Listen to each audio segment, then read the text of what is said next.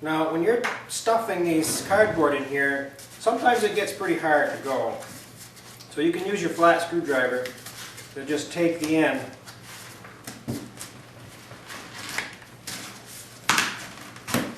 try to get that in there as best you can.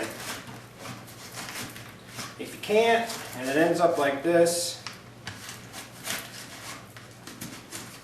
sometimes going the other way will help, but if not, you can just cut that in the middle.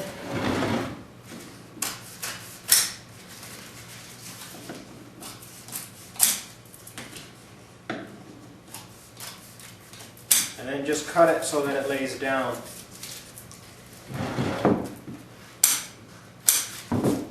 Now once you have your cavities all stuffed, we just go back to weaving the way we have been.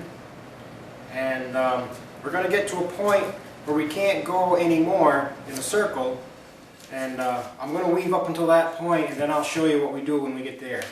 Now we have come to the point where we can no longer go around in a circle on this stool. We have filled in until we just have this strip left.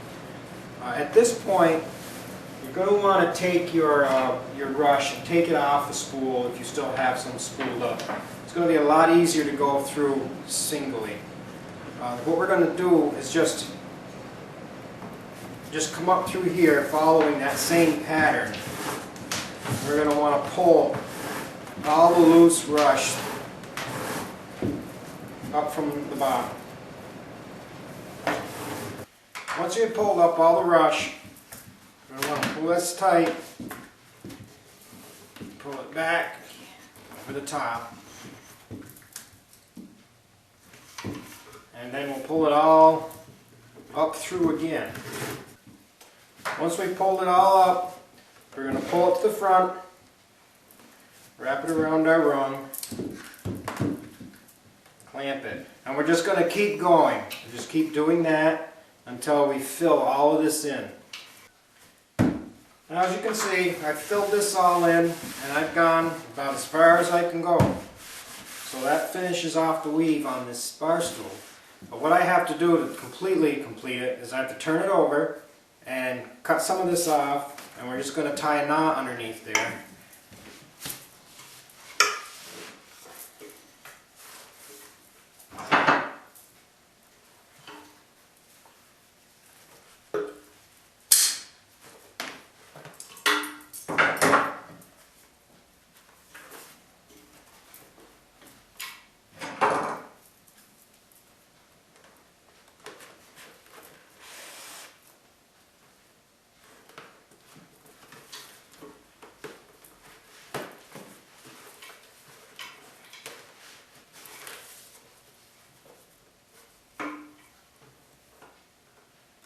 No special way to do this really, just pick the strand that comes closest to where you're at.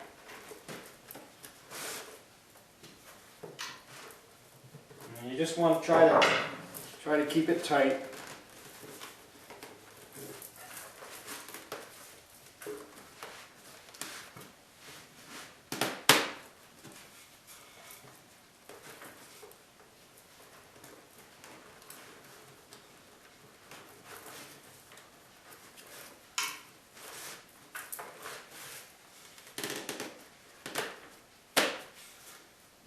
Slip that tail off.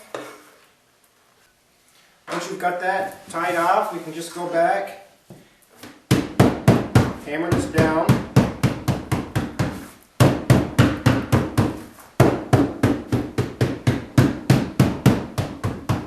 if you feel you need to, you can take your screwdriver and adjust some of these strands. This one looks pretty good. What we'll do now is we'll go over this with a couple coats of shellac and it's all set. I like to apply the shellac to both the bottom and the top, and I usually give the tops 2 coats. I like to use a 2-pound clear shellac, but you can change that. If you want a different color, you can get a darker shellac. A 1 or 2 inch brush works well. Just want to be real careful along the edges here that you don't get any on your stool or on your chair. And this soaks in pretty well, so really get soaked up. Just apply one coat, let it dry thoroughly, and apply the second coat. But like I said, I usually only put 2 coats on the top. It's not necessary to do 2 coats on the underneath. And some people don't even apply shellac to the bottom at all, but I like to, just to give it that little extra margin of protection.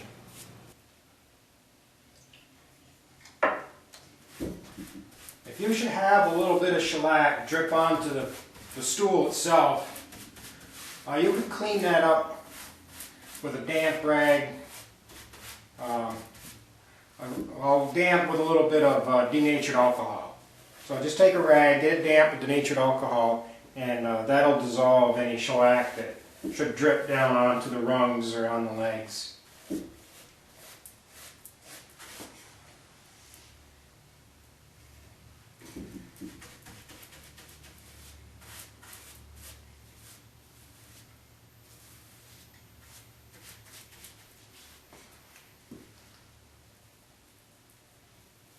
Sometimes right in this area, it's very easy to get a little shellac on your legs, so it's a good thing to know.